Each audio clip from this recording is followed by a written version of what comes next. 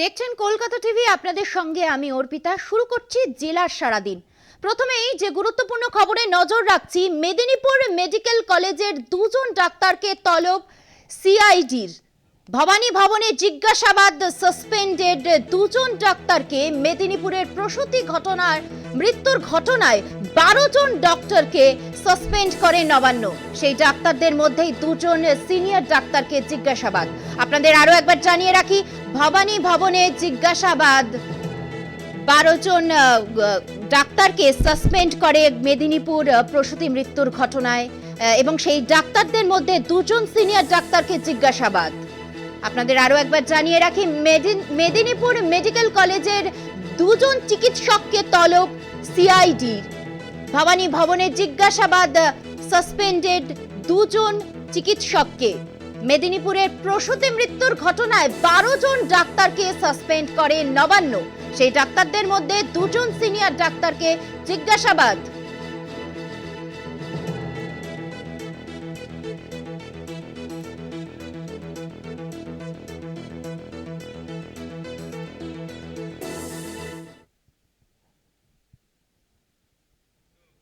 এরপর যে খবরে নজর রাখছি, মেদিনীপুরে প্রসূতি মৃত্যুর প্রতিবাদে ডিওয়াইএফ এর বিক্ষোভ হাওড়ায় সিএমওএইচ দফতর ঘেরাও। হাওড়া হাসপাতালের সামনে বাম যুবদের মিছিল থামায় পুলিশ। বিক্ষোভকারীদের সঙ্গে ধস্তাধস্তি হয় পুলিশের। এই মুহূর্তে যে খবরে আপনাদের জানিয়ে রাখি, মেদিনীপুরের প্রসূতি মৃত্যুর প্রতিবাদে ডিওয়াইএফআই এর বিক্ষোভ হাওড়ার সিএমওএইচ দফতর ঘেরাও। হাওড়া হাসপাতালের সামনে বাম যুবদের মিছিল থামায় পুলিশ। বিক্ষোভকারীদের সঙ্গে ধস্তাধস্তি চলে পুলিশের। আপনাদের আরো একবার জানিয়ে রাখি, মেদিনীপুর প্রসূতি মৃত্যুর প্রতিবাদে ডিওয়াইএফ এর বিক্ষোভ হাওড়ায় সিএমওএইচ দফতর ঘেরাও। হাওড়া হাসপাতালের সামনে বাম যুবদের মিছিল থামায় পুলিশ। টেলিফোন লাইনে রয়েছেন আমাদের প্রতিনিধি জগন্নাথ সামন্ত। এই মুহূর্তে কি পরিস্থিতি? দেখো, পরিস্থিতি এই মুহূর্তে শান্ত হয়ে গেল, তবে কিছুক্ষণ আগে যে হলো তখন মেদিনীপুর স্লেন কাণ্ডে এবং প্রসূতি মৃত্যু কাণ্ডে ডিওয়াইএফআই এর একটি জেলা স্বাস্থ্য দপ্তরকে ঘেরাও করা এবং ডেপুটেশন কর্মসূচি ছিল। যখন হাওড়া হাসপাতালের সামনে মিছিলটা আসে, পুলিশ ব্যারিকেড করে আটকে দেয়। আটকানোর পর পুলিশের সঙ্গে ডিওয়াইএফআই এর সদস্যদের ধাক্কাধাক্কি ধস্তাধস্তি হয়। ব্যারিকেড ভেঙে বেরিয়ে যাওয়ার চেষ্টা করেছিল ডিওয়াইএফআই এর সদস্যরা, তবে পুলিশি অনুরোধে তারা ডেপুটেশন দেবার যে 5 জন সদস্য বাঁচা, 5 জন সদস্য গিয়ে ডেপুটেশন দিয়ে এসছে সিএমওএইচ এর কাছে। এবং যেটা ডিওএফআইরা বারবার বলছে, এই কাণ্ডে যারা দোষী তাদের শাস্তি এবং যে হাসপাতালগুলোতে যেভাবে স্যালাইনগুলো দেওয়া হয়েছে তার তদারকি করা। অর্থাৎ আজকে একটা কর্মসূচি ছিল ডিওএফআই এর, সেই কর্মসূচিতে পুলিশের সঙ্গে দুমদুমার লেগে যায় এবং পুলিশ পুরো মিছিলটাকে আটকে দেয়। তার সঙ্গে ধস্তাধস্তি। এই মুহূর্তে মিছিল করে ডেপুটেশন দিয়ে তারা নিজেদের কর্মসূচি শেষ করেছে। ধন্যবাদ জানাবো আমাদের প্রতিনিধি জগন্নাথ সামন্তকে।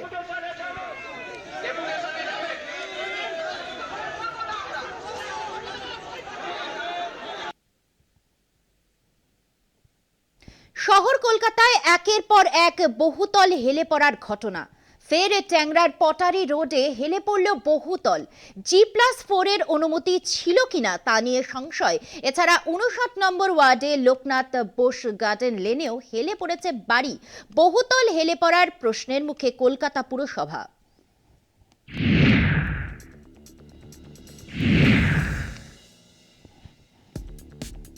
তাসের ঘরের মতো শহর জুড়ে একের পর এক বহুতল হেলে পড়ছে। বহুতল আতঙ্কে স্থানীয়রা। বাঘাযতীন, ট্যাংরা, বিধাননগর, বাগুইয়াটির পর এবার নতুন সংযোজন, হেলে পড়ল আরও 2টি বহুতল। শুক্রবার সকালে কলকাতা পুরসভার 59 নম্বর ওয়ার্ডের 12 নম্বর লোকনাথ বোস গার্ডেন লেনে একটি বহুতল হেলে পড়ার ঘটনা সামনে এসেছে। গুলিপাড়ায় হেলে পড়া বহুতল ঘিরে শোরগোল এলাকায়। পাশাপাশি ট্যাংরার পটারি রোডেও হেলে পড়ল বহুতল। 56 নম্বর ওয়ার্ডের ঘটনা। G+4 এর অনুমতি ছিল কিনা তা নিয়েও সংশয় স্থানীয়দের। G+4 এই বাড়িটির নিচের অংশ হঠাৎ মাটি বসে যাওয়ার কারণে বাড়িটি হেলে পড়েছে বলে প্রাথমিকভাবে জানা গেছে। এলাকাবাসীর অভিযোগ, বাড়িটির নিচের ফাউন্ডেশন রুলস অনুযায়ী করা হয়নি। এভাবে বাড়ি হেলে পড়ার ঘটনায় বিরোধীদের নিশানায় শাসক দল।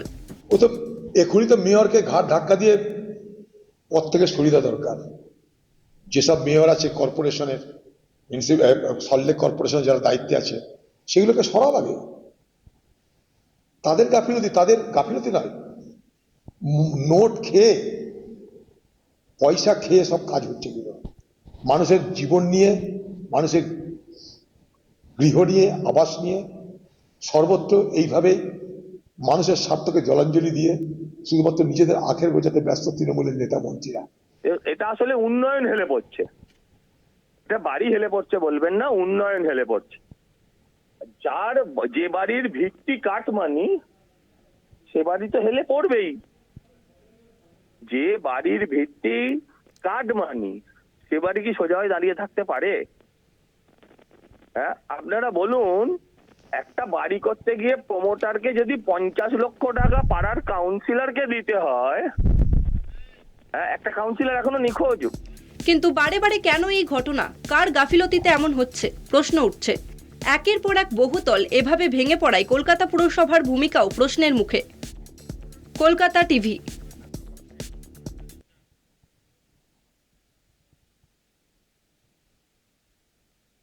অঙ্গনওয়াড়ি কর্মী নিয়োগ মামলায় কলকাতা হাইকোর্টে বড় ধাক্কা খেল রাজ্য।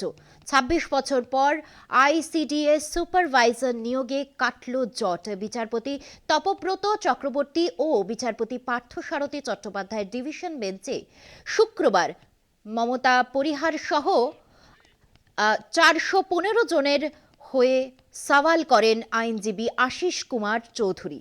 তিনি আদালতে বলেন, রাজ্য সরকার কেন্দ্রীয় সরকারের নির্দেশ না মেনেই নিয়োগ প্রক্রিয়া চালাচ্ছে। তার অভিযোগ, প্রায় ২৬ বছর ধরে রাজ্য অঙ্গনওয়াড়ি কর্মীদের পদোন্নতির ক্ষেত্রে কোনো রকম ব্যবস্থা গ্রহণ করছে না, অথচ তাদের দিয়ে সরকার সমস্ত কাজ করিয়ে নিচ্ছে। কেন্দ্রীয় সরকারের পক্ষ থেকে 2015 সালে নির্দেশিকা জারি করা হয়েছিল। নির্দেশিকায় বলা হয়, সুপারভাইজার নিয়োগের ক্ষেত্রে মোট শূন্য পদের 50% অঙ্গনওয়াড়ি কর্মী ও 50% বাইরে থেকে নিয়োগ করতে পারবে। কিন্তু কেন্দ্রীয় সরকারের নির্দেশকে বুড়ো আঙুল দেখিয়ে রাজ্য বাইরে থেকে 70% নিয়োগ করছিল। উভয় পক্ষের বক্তব্য শোনার পর ডিভিশন বেঞ্চ সিঙ্গেল বেঞ্চের রায় বহাল রাখলেন।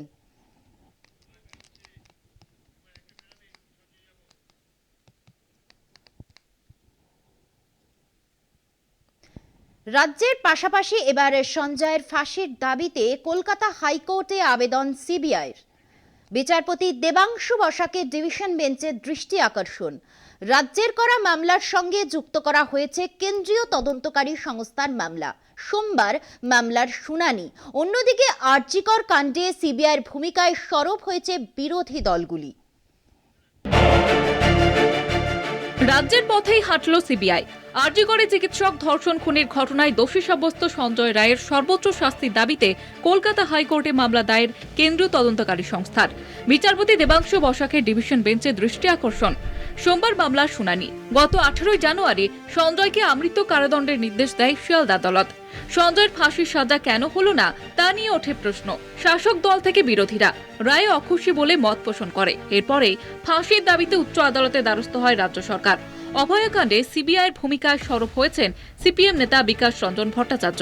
এটা তো পলিটিক্যাল মুভ হচ্ছে না, যেখানে জানেন যে রাজ্য সরকারের কোনো রকম লোকাল স্ট্যান্ডিং নেই, সেই পয়েন্ট ওরা নিচ্ছে, তখন এই ফাঁসির দাবিটাকে বাঁচিয়ে রাখার জন্য সিবিআই যাচ্ছে। সরকারি পয়সায় তারা তো তদন্তটা ঠিক মতো করলো না, যারা অপরাধী তাদের খুঁজে বার করলো না, এখন একজনকে তাড়াতাড়ি ফাঁসি দিয়ে দেওয়ার জন্য তারা চেষ্টা করছে। মুখ পড়েছে কেন্দ্র তদন্তকারী সংস্থার। এখন লোক হাসাচ্ছে। হাইকোর্টের দ্বারস্থ হওয়ায় সিবিআই এর সমালোচনায় সরব হয়েছে কংগ্রেস নেতৃত্ব। সিবিআই যদি তার তথ্যের গভীরতা থাকতো, তদন্তের গভীরতা থাকতো, তথ্য প্রমাণ দিত, এত যদি ক্যাজুয়ালি যদি তদন্তটাকে না করত, তদন্তটা যেভাবে ক্যাজুয়ালি করা হয়েছে, তাতে সিবিআই এর এখন এইসব কথা বলা ছাড়া তো ফেস লস হচ্ছে। তো এখন এসব বলে এখন মেকআপ করার চেষ্টা করছে। যে তদন্তের কবর কলকাতা পুলিশ খুঁড়েছে, তদন্তের কবর, তার উপরে মাটি চাপা দিয়েছে সিবিআই। আরজিকর কাণ্ডে রাজ্য পুলিশের তদন্ত রিপোর্টে তদন্ত শুরু করে সিবিআই। এবার সঞ্জয় সর্বোচ্চ সাজা দাবিতে রাজ্যের পথেই হাঁটল কেন্দ্রীয় তদন্তকারী সংস্থা। রাজ্যের পাশাপাশি কলকাতা হাইকোর্টে মামলা দায়ের সিবিআইয়ের। সোমবার মামলার শুনানি। কলকাতা টিভি।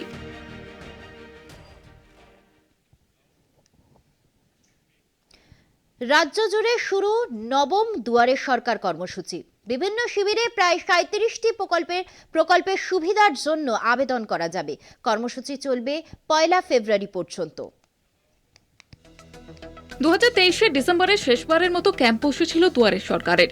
এরপর 1 বছরের বেশি ব্যবধান। নবম দুয়ারে সরকার কর্মসূচি শুরু হলো জেলায় জেলায়। সকাল থেকে দুয়ারে সরকার শিবিরে লম্বা লাইন। চলতি বছরে যোগ হয়েছে নতুন একটি প্রকল্প, কৃষি যন্ত্রাংশ কেনার আর্থিক সাহায্য। কলকাতার 90 নম্বর ওয়ার্ডে আয়োজিত দুয়ারে সরকার ক্যাম্প। উপস্থিত ছিলেন বোরো 8-এর চেয়ারম্যান। ক্যাম্পে হাজির স্থানীয় কাউন্সিলর চৈতালি চট্টোপাধ্যায়। খাদ্য সাথী, লক্ষ্মীর ভান্ডার সহ 37টি প্রকল্পে আবেদন করা যাচ্ছে। নামখানের বোধাখালী গ্রাম পঞ্চায়েত এলাকায় বসেছে দুয়ারে সরকার ক্যাম্প। সেই উপলক্ষে জমজমাট রাজনগর শ্রীনাথ গ্রামবাণী বিদ্যাপীঠ প্রাঙ্গণ। মুখ্যমন্ত্রী মমতা বন্দ্যোপাধ্যায়ের দুয়ারে সরকার মানে প্রশাসনিক দপ্তরে দপ্তরে হয়রানির উপশম। বারবার পঞ্চায়েত বিডিও অফিসে না ছুটে এক জায়গায় একই দিনে বিভিন্ন সরকারি প্রকল্পে আবেদন করার সুযোগ। এতগুলো মানুষ যেহেতু সুবিধা পাচ্ছে, মানে অন্য কোথাও যেতে হচ্ছে না, এটা তো খুব ভালো। আর এর আগে আবেদন করতে পারেননি? এর আগে আবেদন মানে আমার বয়স হয়নি, এই কারণে আবেদন হয়নি। এইবার বয়স হয়ে গেছে, তাই এসছি। সুবিধা হচ্ছে তো, আমাদের দুয়ার সরকার হচ্ছে, ভালো লাগছে, সবাই এসছে, তাদের কাজকর্মগুলো যাতে হয় সেই জন্য এসছে তারা। আপনি কিসে আবেদন করতেন? আমি কৃষক বন্ধু। এর আগে করেননি? আমার হয়েছিল, আমার ছেলে হয়েছিল আগে, আমার হয়নি। আমি সকাল থেকে সরকারি পরিষেবা নিতে ক্যাম্পে ক্যাম্পে হাজির জেলাবাসী। চলতি দুয়ারে সরকারে 4540টি ক্যাম্প আয়োজনের উদ্যোগ নেওয়া হয়েছে বাঁকুড়া জেলা জুড়ে। কেউ সবে নতুন, কেউ বা আগের নির্দিষ্ট প্রকল্পে আবেদন করা সত্ত্বেও সুবিধা পাননি। অনেক সুবিধা, বহুত সুবিধা, ঘরের কাছে এত সুবিধা কোথায় পাওয়া যাবে? সব অফিসাররা রয়েছে এখানে। হ্যাঁ, সব অফিসাররা আছেন। সমস্যাটা বলতে পারছে? হ্যাঁ, সমস্যাটা বলতে পারছে? সমস্যা এই বয়সে দৌড়াদৌড়ি করতে পারা যাচ্ছে না, আর সময় কাজও হচ্ছে না। এটা সুবিধা হয়েছে আপনার? অনেক সুবিধা। জেলার 22টি ব্লক ও 190টি গ্রাম পঞ্চায়েত জুড়ে শুরু হয়েছে এই দুয়ারে সরকার শিবির। বাঁকুড়া 2 নম্বর ব্লকের বিকনা গ্রাম পঞ্চায়েতের দুয়ারে সরকার শিবিরে হাজির ছিলেন বাঁকুড়া জেলা শাসক সিয়াদেন। কিছুটা দুয়ারে সরকারের ক্ষেত্রে আমরা যে অ্যাপ্লিকেশনগুলো নিয়েছিলাম, আমরা স্টেটের কাছে ভেরিফিকেশন করে পাঠিয়েছি।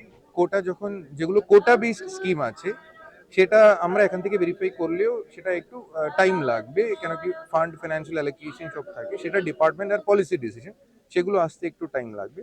কিন্তু মানবিক যেগুলো কোটা নেই, মানে আমরা যে দিতে পারি, সেগুলো আমরা অ্যাপ্রুভ করে দিয়ে দিই। রাজ্যের অন্যান্য জেলার পাশাপাশি রাঙ্গামাটি জেলা বীরভূমে শুরু হয়েছে দুয়ারে সরকার ক্যাম্প। জেলার 19টি ব্লকের বিভিন্ন পঞ্চায়েত এলাকায় মিলছে সরকারি পরিষেবা। বোলপুর ব্লকের শিয়ানমূলক গ্রাম পঞ্চায়েতের শিয়ান প্রাথমিক বিদ্যালয় চত্বরে মডেল দুয়ারে সরকার ক্যাম্পের আয়োজন করা হয়েছে। ক্যাম্পের মধ্যে সাধারণ পাবলিকের যা অসুবিধা ছিল, এখান থেকে ব্লক যাওয়া খুব কষ্ট। মেইন হচ্ছে বেসিক্যালি মেয়েদের জন্য অনেক কষ্ট। তারা বাসে করে যেতে পারছিল না, বা গেলে একদিনে কাজটা হচ্ছিল না, বারবার যেতে হচ্ছিল, 1 মাস 2 মাস ঘুরতে হচ্ছিল। এই ক্যাম্পটা হওয়ার পর থেকে তারা বিশাল খুশি, অনেক কাজ ওদের হচ্ছে এখানে এসে। আমাদের ব্লকে সব পঞ্চায়েতে ক্যাম্প হবে এবং সব জায়গাতে আশা করি এরকম প্রচুর মানুষ আসবেন। বিশেষ করে মেয়েরা প্রচুর আসছেন লক্ষ্মীর ভান্ডারের জন্য, তারা আসছেন। বিধবা যারা আছেন তারাও তাদের বিধবা ভাতার জন্য আসছেন।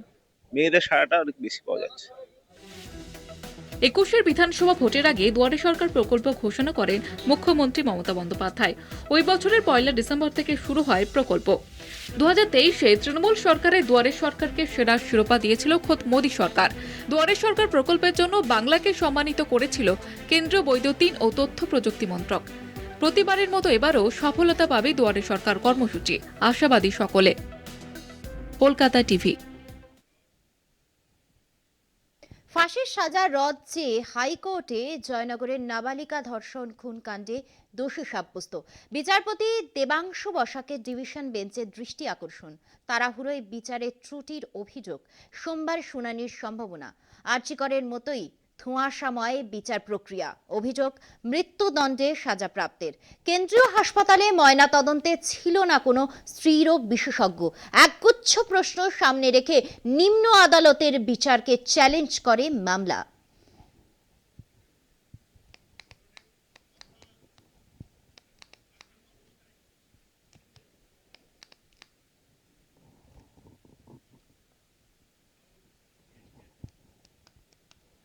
কলকাতার পর এবার হাওড়া, হেলে পড়ল বহুতল বাড়ি। প্রথম তলার পর থেকে ওপরের অংশ প্রায় ঠেকে গিয়েছে অপর একটি বাড়ির গায়ে। ঘটনাটি ঘটেছে হাওড়ার 38 নম্বর ওয়ার্ডে। বাড়ির বাসিন্দারা জানিয়েছেন কয়েক বছর ধরে এই অবস্থায় রয়েছে বাড়ি দুটি। সম্প্রতি কলকাতায় একাধিক বাড়ি হেলে পড়ার ঘটনায় হাওড়ার বাসিন্দাদের মধ্যেও আতঙ্ক দেখা যায়। যদিও এ বিষয়ে কেউ কোনো অভিযোগ জানায়নি হাওড়া পুরসভায়। এলাকার বাসিন্দারা জানিয়েছেন সবাই মিলে মিটিং করে সিদ্ধান্ত নেওয়া হবে। পুরসভার প্রশাসক মণ্ডলীর চেয়ারম্যান জানিয়েছেন এই ব্যাপারে কোনো অভিযোগ জমা পড়েনি। এলাকার প্রাক্তন পুরপিতা তথা বর্তমানে হাওড়া পুরসভার প্রশাসক মণ্ডলীর সদস্য শান্তনু বন্দ্যোপাধ্যায় স্বীকার করেছেন বাড়িটি অনেক দিন ধরে হেলে আছে। পুর প্রশাসক সুজয় চক্রবর্তী বলেন, বিল্ডিং বিভাগের আধিকারিকরা পুলিশ ঘটনাস্থলে গিয়ে সার্ভে করে রিপোর্ট দেবে, তারপরেই সিদ্ধান্ত নেওয়া হবে, জানিয়েছেন পুর প্রশাসক। দীর্ঘদিনের বিষয় বস্তু। As a ex councillor, objection councillor থাকাকালীনও আমরা জানিয়েছি এবং জানি একদম রিটেন যেটা ইললিগাল কনস্ট্রাকশন হচ্ছে, বিল্ডিং ঠেকে গেছে, ইললিগাল বিল্ডিং। তো এখানে যা বিল্ডিং দেখছেন সব ইললিগাল বিল্ডিং, যেটা ছাড় দেওয়া দরকার ছিল কোনো রকম এরা ধারে না। কর্পোরেশন একাধিকবার স্টেপ নিয়েছে, কর্পোরেশনের দিকে আঙুল তুলে লাভ নেই। দিদেন প্রশাসন এবং বর্তমান ডক্টর সুজয় চক্রবর্তীও স্টেপ নিয়েছেন। বিল্ডিং ডিপার্টমেন্ট থেকে আজকে লোকজন যারা গেছেন, আমাদের ইঞ্জিনিয়াররা গেছেন এবং সাথে আমাদের পুলিশ প্রশাসনের লোকও গেছে, তারাও জায়গাটা দেখছে। এবং আমাদের এন থেকে যেটা করণীয়, কারণ ওখানে আমাদের কাছে যে ইনফরমেশন, ওখানে কিন্তু মানুষ বসবাস করছে, তো খুব স্বাভাবিকভাবে একটা প্র্যাকটিক্যাল সিদ্ধান্ত নিতে হবে।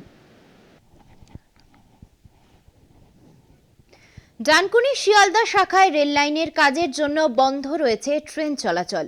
অফিস টাইমে যাত্রী ভোগান্তির চরমে। বালি ব্রিজের দক্ষিণেশ্বর থেকে বালির দিকে আসার লাইনটিও সম্পূর্ণ বন্ধ, যার জেরে তীব্র যানজট এলাকায়। টাইম মতো অফিসে পৌঁছতে না পেরে ক্ষোভ উগরে দিচ্ছেন নিত্যযাত্রীরা। বালি ব্রিজ রক্ষণাবেক্ষণের পরিদর্শনে আসেন শিয়ালদা ডানকুনি শাখার জেনারেল ম্যানেজার মিলিন কে দেভাস্কর এবং ডিআরএম দীপক নিগম। হ্যাঁ, অসুবিধা তো হচ্ছেই, সবার লেটও হচ্ছে। কতক্ষণ গাড়ি? প্রায় আধ ঘন্টা। কোনো গাড়ি আসছে না, কিসে করে যাবে? কিসে করে যাব কিছুই তো বুঝতে পারছি না, অটোরও অনেক লাইন। বাসও কি? একটু পরিকল্পনা করলে ভালো হতো, যদি ব্যারিকেড করে দিত একটু ভালোভাবে করা যেত তাহলে।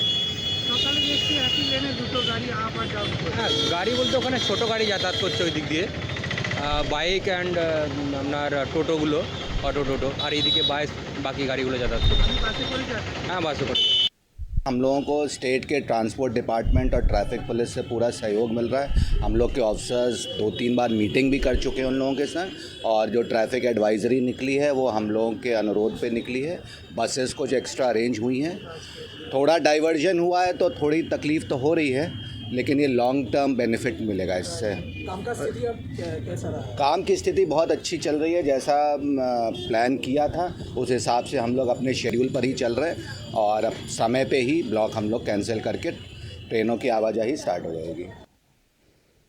के जो गार्डर्स चेंज किए हैं वो 4-5 साल से काम चल रहा था, और it's very commendable job which everyone is doing. और उसकी शेडो में जो हमारे engineering department, signal and telecom department, electrical department, वो सारा मेंटेनेंस का काम कर रहे हैं। और इस सीसी लिंक जो कि बहुत ही इम्पॉर्टेंट है पैसेंजर की रनिंग और हमारे गुड्स ट्रैफिक के लिए, उसका जो ओवरऑल सेफ्टी और एसेट का जो मेंटेनेंस है ये बहुत ज़्यादा अच्छे ढंग से इम्प्रूव हो जाएगा। और मैं हमारे पैसेंजर्स को सबको धन्यवाद देता हूँ कि उन्होंने इतना पेशेंस रखा। জেলার সারাদিন আজ এই পর্যন্তই। দেখতে থাকুন কলকাতা টিভি, রাত দিন 7 দিন।